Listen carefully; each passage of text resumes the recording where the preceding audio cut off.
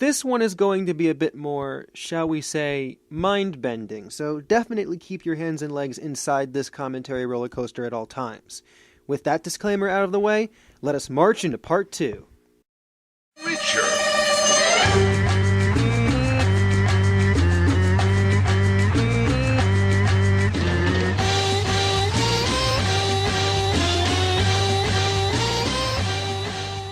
Hey all, Youngblood Fantasy 91 here, back with the second part of this Hobbentary double feature for you wonderful people. If you have not seen part 1 yet, that's okay, but the first part will give insight and context into who I'm discussing and the nature of said discussion. It may behoove you to check it out, but hey, who am I to impede on your free will? And speaking of free will, here is another guy that is willing to express his religious conspiracy theorist lunacy on the internet. Did you all note the internal theme of this double feature yet? No? Well, here's more. Get a cup of coffee, this explanation is going to be massive. This will also come with an associated glossary so that you all can understand the esoteric language he is using. This guy, Gons, otherwise known as Face Like the Sun, pretty much represents the intersection of so many different religious conspiracy topics that it outright astounds me. To give you an idea of what topics this religious nut covers, let us read the header of his About page on his website, blog. Welcome to facelikethesun.com, a place where Christians, conspiracy theorists, truth seekers, and the spiritually discerned can understand the world through the lens, emphasis on lens, of Bible prophecy and be encouraged, informed, yada yada yada. So like Alex Jones, he is willing to embrace radical theories that seemingly confirm his own religious viewpoints. That demonstrates his ability to discern between pseudoscientific claptrap and fact, of course. Have you ever asked yourself, why is the world so messed up and who's actually behind it, politically, economically, spiritually, etc.? Yes, I have thought of that. There certainly is a lot of corruption in the world, but I don't believe that the level of corruption you're talking about is tantamount to fanfiction of The Matrix. Romanticizing our problems and turning them into scary monsters degrades your understanding of the world. Where are the people that actually care about the major topics that affect our lives? Transhumanism, the singularity, GMOs, geoengineering, New World Order, global economy, etc. We got some vocabulary words here. Transhumanism is the philosophy of improved human abilities through wide access to technology. In effect, one theorized unintended consequence of this philosophy is the assimilation of humans with robots, in effect, the creation of androids and artificial intelligence. Oh yeah, we're entering into the world of Asimov and science fiction now. The singularity is purported to be an inevitable point in time when technology will surpass human intelligence and cognition, causing a singularity that will disallow us to predict what will happen in the future. Those that support conspiracy theories surrounding it would argue that those higher up are trying to enslave humanity through technological endeavors. GMOs have been discussed in part 1, so yo face. Geoengineering has to do with using the internal resources of the Earth. In particular, it involves the processes by which these resources are discovered and used for our benefit, whether it may be through mining, excavation, or other scientific methods. However, this word is usually used in tandem with chemtrails, which already gives me the chuckles. In addition, the term climate engineering may also be used. However, the National Academy of Sciences believes such major projects should not be undertaken at this time. This statement was released in 2015. So, problem? Maybe? Scientific organizations are colluding with the elite, you guys! The New World Order is, well, a conspiracy theorist's dystopian vision. You probably heard this term already, so yo face. Basically, the religious conspiracy theorist's term for it is the Antichrist. And the global economy is evil because the rich are plotting against us and instituting a calculated eugenics program on the masses, despite their programs having a 0.1% efficacy from my previous discussion of vaccines. Most of the time, such discussion is speculation and tied with the purported New World Order end goal. What's something I can do to help wake people up to these issues? How about not spreading false information and pseudoscientific nonsense to impressionable people? That should aid our collective understanding, rather than embellishing already extant issues with reckless artistic abandon. How does learning about conspiracies help me and my fellow man? I feel the only skill that is developed when you become more attached to conspiracies is literary ability, or at least the ability to be dramatic. Because if this was a work of fiction, it would be a very compelling read. If anything, what these people tend to do is force you to find patterns in disconnected events. It's psychological trickery. And going away from his own blog, if you actually visit his channel and bother to check his featured video, you will see his 3-hour-long documentary entitled The Age of Deceit 2, a sequel.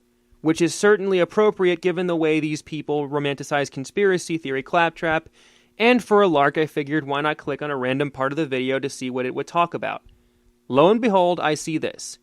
This guy used InfoWars and thus Alex Jones as a resource. I suppose it's par for the course considering his mind appears so permeable to these complex biblical conspiracy theories. And even then we get to see a short list of his acolytes, who are creationists, believers in biblical aliens, and random prophecies that could be interpreted in multiple ways. I hope you understood all that I said before, because frankly I had a world of trouble trying to wrap my mind around the enormous amount of biblical conspiracy theory this YouTube user espouses. I apologize for the interminable amount of background information. With all that out of the way, it's time to delve into one of his videos. I'll listen in on his video on CERN and Disney XD, and I'll see what I have to say about it. Epic edgy intro of edginess. Hey, what's up guys? Gons here for the Face Like the Sun YouTube channel. This is CERN Watch 2015. First off, on April 5th, 2015, CERN published an article, Proton Beams Are Back in the Large Hadron Collider. They are preparing to capture the beam because only a captured beam can be accelerated, and then they can start collisions in May. Okay, so the reason why Face Like the Sun is worried about CERN revolves around this perceived correlation between CERN performing particle acceleration experiments with its Large Hadron Collider and either natural disasters, climate change, or transportation disasters like airplane crashes. In addition, continual usage of the LHC will inevitably cause black holes that could potentially destroy the entire universe, or something. Not only are those statements speculative, but lacking in evidence, as we know that the LHC has not produced any stable micro-black holes, but trying to connect independent events such as weather patterns and airplane crashes with CERN, which has a spotty operating schedule anyways, is a stretch. Take, for instance, the recent Germanwings airplane crash. Not only did the crash occur 200 miles from Geneva, which is the location of the LHC, but also if the LHC created a disruptive magnetic field, wouldn't that have caused more planes to fall from the sky, especially planes that flew closer to the Franco-Swiss border? I feel this is a round peg in a square hole situation. So that's where we're at with the Large Hadron Collider, but I wanted to bring to your attention a couple different things here. First off, the worldwide LHC computing grid. This is a global computing grid. If you go to their website, you see a chart here for the transfer throughput. And I guess you're trying to establish that there is an impending technological singularity? Where else is CERN going to put this information? In an infinitely large filing cabinet? Project is a global collaboration.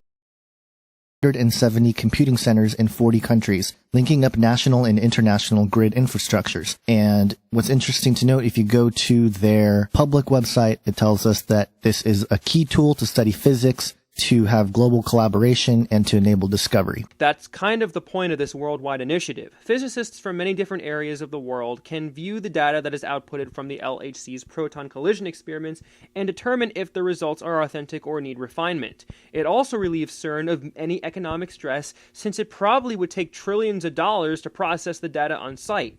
But no, we're not going to take that into consideration. It's much easier to say CERN's creation of the internet is the Antichrist, which fulfills our vaguely worded Bible prophecies.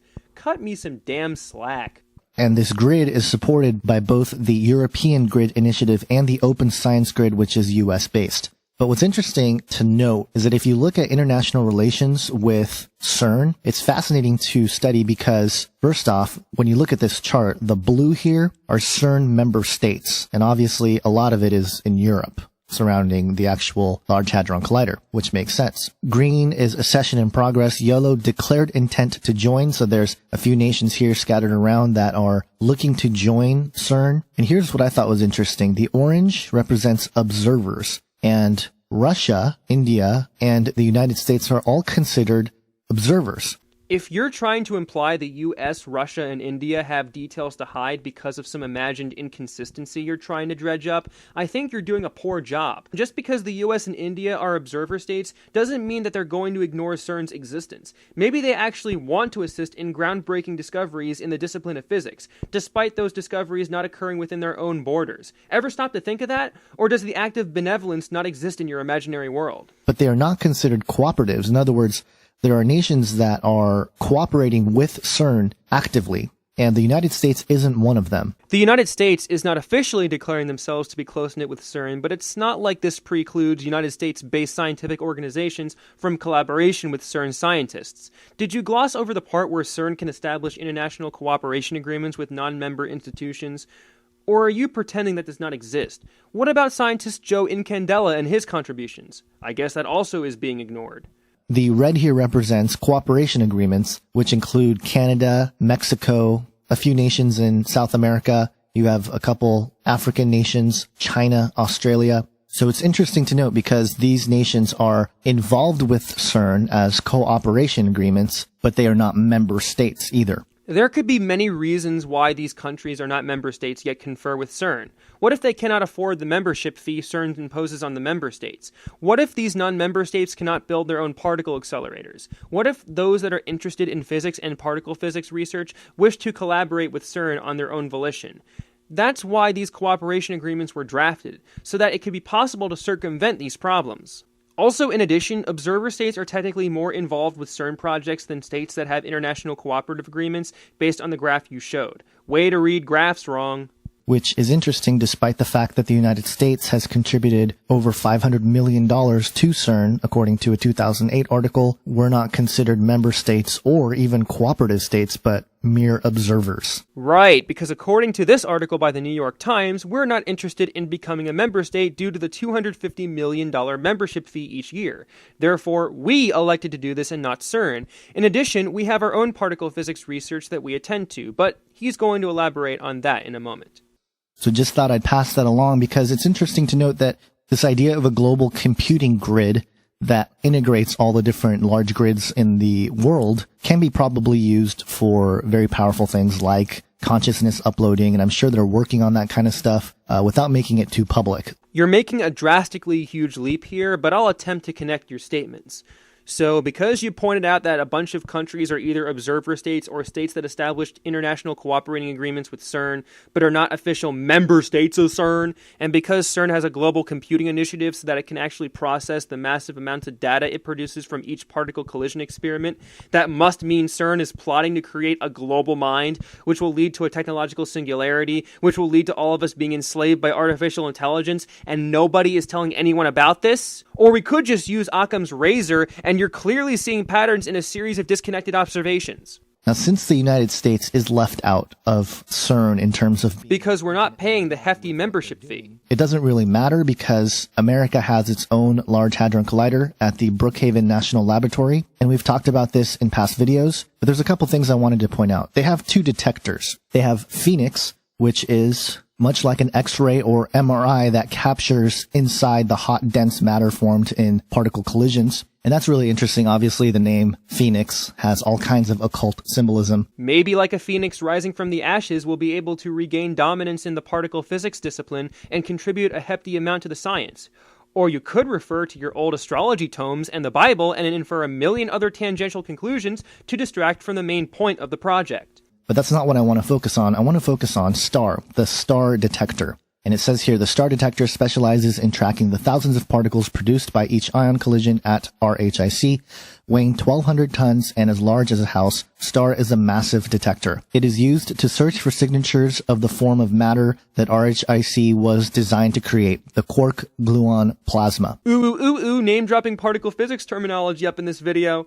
So the quark-gluon plasma is basically a state of matter that is predicted by quantum chromodynamics, which revolves around the nuclear force that holds protons and neutrons together in the nucleus of an atom. The relativistic heavy ion collider at the Brookhaven National Laboratory is attempting to recreate the quark-gluon plasma, and if it can lend insight into the creation of the universe, since particle physicists suggest the universe before the Big Bang could have consisted of a densely packaged quark-gluon plasma. But watch, this guy is going to spin it so it sounds like we're going to implode the universe or something. If you scroll down here, they have multiple detectors, but it says here the heart of STAR is the time projection chamber, which tracks and identifies particles emerging from heavy ion collisions. As each collision occurs, STAR measures many parameters simultaneously to look for signs of the quark-gluon plasma. And then also what I thought was fascinating was this reversing time. By using powerful computers to reconstruct the subatomic interactions which produce the particles emergent from each collision, the detector can, in a sense, run time backwards. This process can be compared to examining the final product which come out of a factory and trying to determine what kinds of machines produced them. So again, very fascinating that they are messing with time. See, if you're trying to find correlations with making logical predictions about how the remnants of a particle collision were created to time travel, then I think you've read one too many Asimov stories.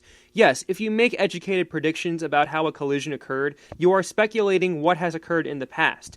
Nowhere did the article say they are trying to actively modify the past. I hope you don't go down the parapsychology route and cite Ganzfeld experiments next, because many of your colleagues make allusions to that branch of science when discussing future predicting and prophecy and all that noise. And they are looking for, again, the quark gluon plasma. But this idea of star, obviously there are occult connections to the idea of a star with the pentagram. See, you're doing that again. You're making weird free associations that try to fit a personal theory rather than providing proof for your assertions. Yes, the pentagram was used by Satanists and occultists, but that usually took the form of a pentacle, which involves the star inscribed within a circle. As Mr. Saraven pointed out in his excerpt on unpronounceable username here, the pentagram by itself is not necessarily an evil symbol. It has been used by the Mormons, the East Asians, the Baha'i faith, and even the Pythagoreans. So it had to mean something to those societies and ethnic groups.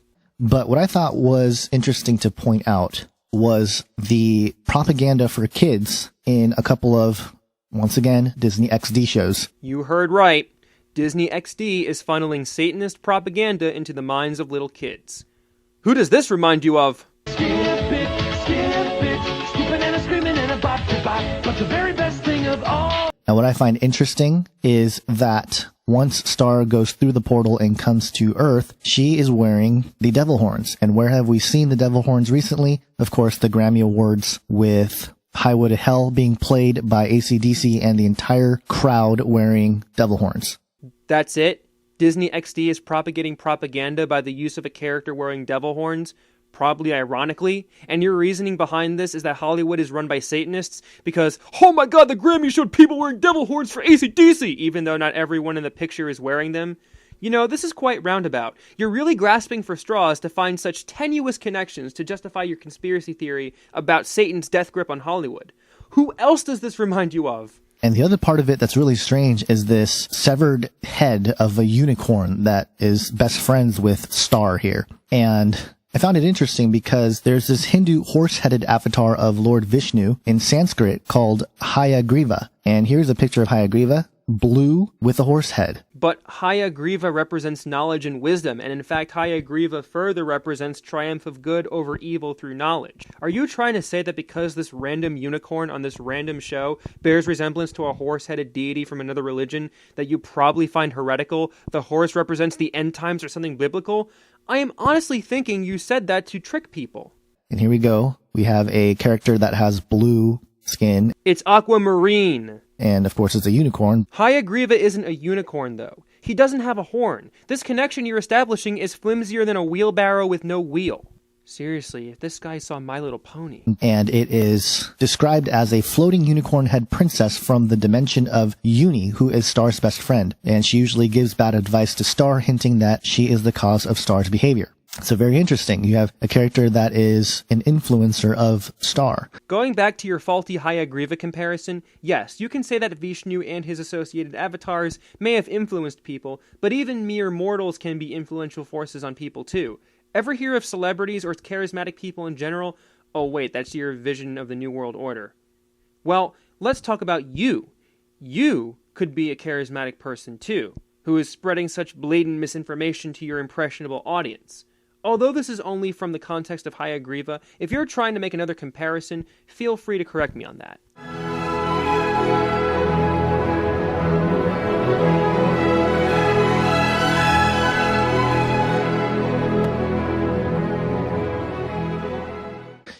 And so the connection here with CERN is this idea that this character goes around to different dimensions. And, you know, there's a whole thing with scissors and they cut open portals and they just slip through these different dimensions and stuff like that. Here we go again with the black hole nonsense. I know you're talking about the black holes again because you're hung up on CERN trying to discover multiple dimensions and trying to make this Byzantine connection between that and Disney XD shows.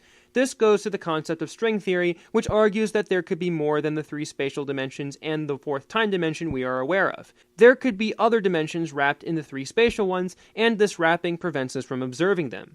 The microscopic black holes that will disintegrate rapidly because of Hawking radiation will provide insight into not only other dimensions, but also why gravity is weaker than electromagnetism. But no, these black holes are about destroying the universe, or something.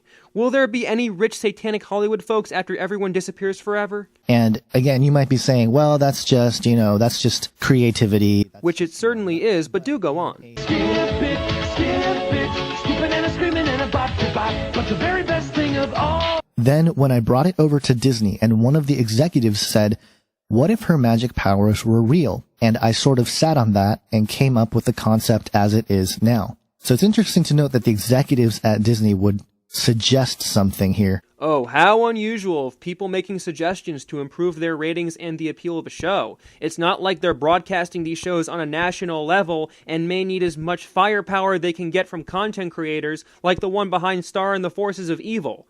This never happened before, despite stories you hear about Nickelodeon and Cartoon Network executives doing the same with shows such as Dexter's Lab or Powerpuff Girls or Johnny Bravo, and so on and so forth. Point is, just because they make suggestions does not mean they are members of the Illuminati or CERN. Okay, thanks, bye. And I'm not saying that it's anything nefarious on the front of it, but it's very bizarre. So are your wacky and threadbare explanations for why you believe Disney XD is disseminating some satanic propaganda when clearly you're trying to pull a MacGyver and create something out of a series of unrelated topics. That you have all this symbolism that seems to tie into this idea of extra dimensions, portals, and you also have this Large Hadron Collider detector called STAR looking for the quark gluon plasma. Yes, but if one isolates the quark gluon plasma, one could be able to determine if extra dimensions exist.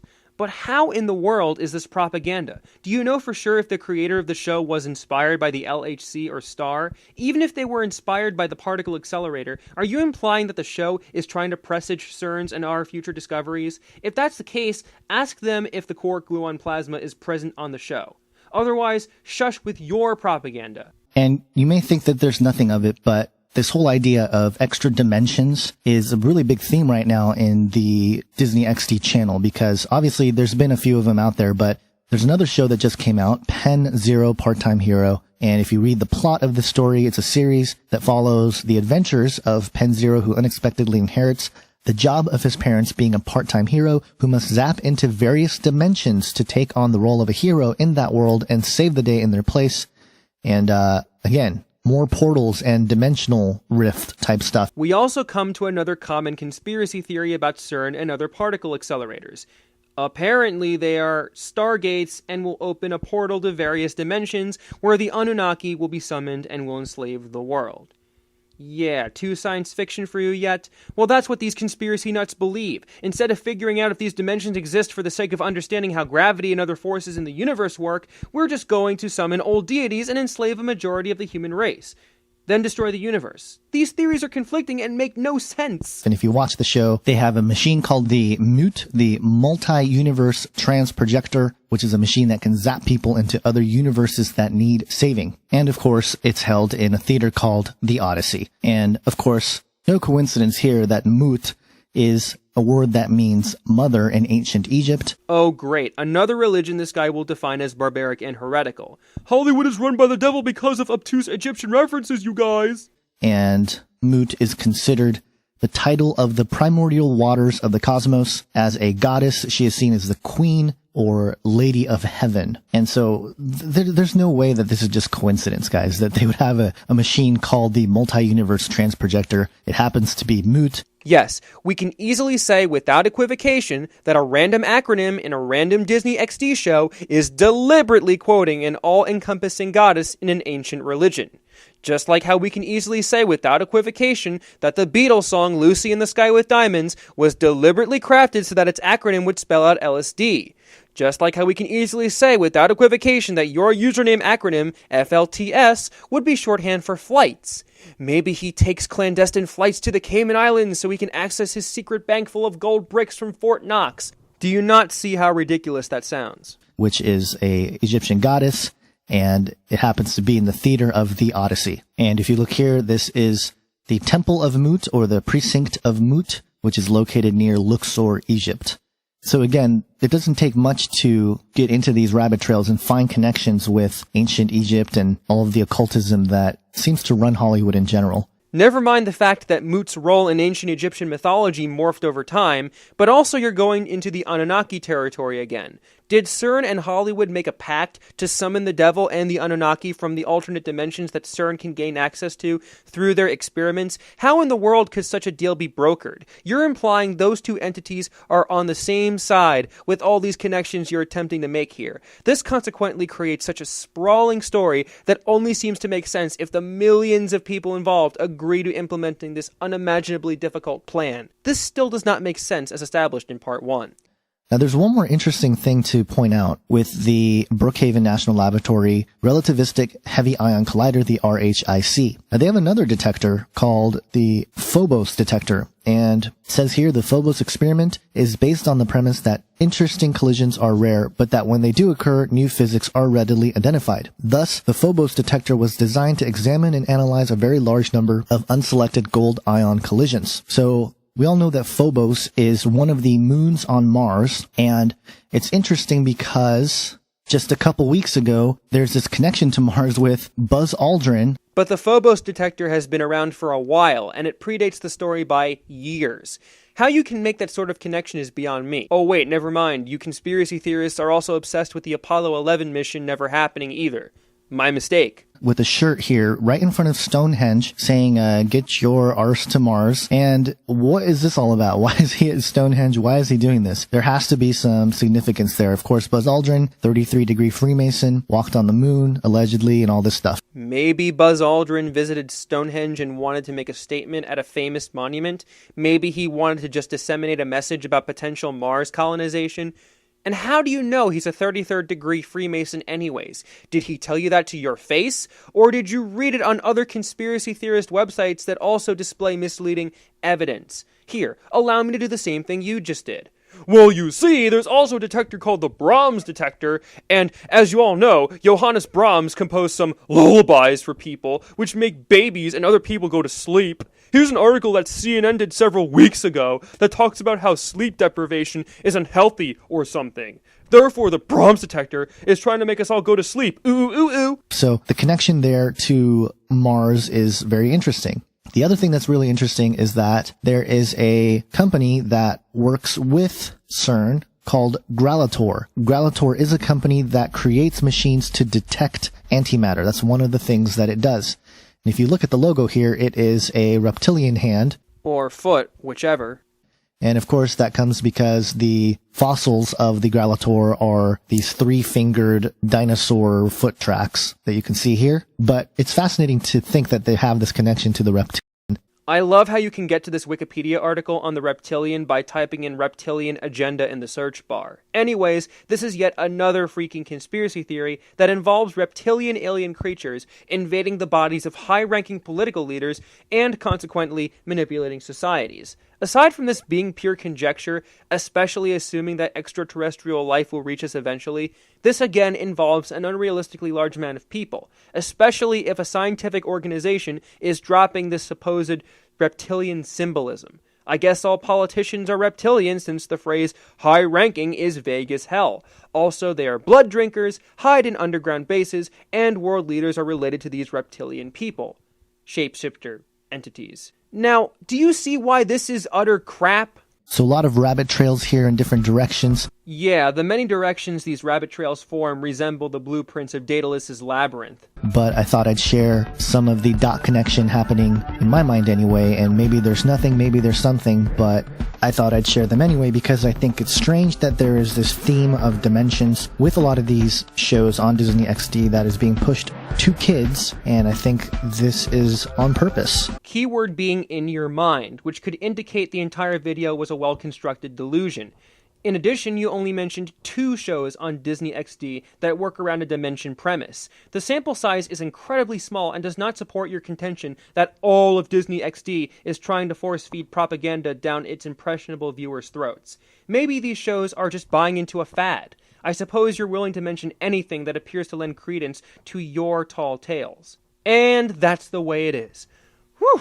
I could fill this final thoughts section with paragraphs upon paragraphs attempting to explain how absolutely Byzantine and disordered face like the sun's thinking is. This remarkable ability to connect quantum mechanics to the Anunnaki, Hollywood, Disney XD, Revelations, Bible prophecy, the technological singularity, and transhumanism certainly is the work of a creative mind, but not a scientific or logical one. Instead, what I want to do is quote a lecture that was created and presented by Brian Moriarty. I discovered this lecture many years ago back in the days when I had my very first YouTube account. These words still ring true to me. The context of the lecture is about another conspiracy. Paul McCartney, famous bassist for the Beatles, died tragically in a car accident on November 9th, 1966. A lookalike Paul was quickly hired, and the rest is history, or so the conspiracy theorists believe. Here is what Moriarty had to say towards the end of his lecture. Constellation. It's usually used as a noun, referring to pictures in the sky created by stars. But I use it as a verb to describe one of the basic functions of human intelligence. Constellation is pattern recognition. To constellate is to apply order to chaos.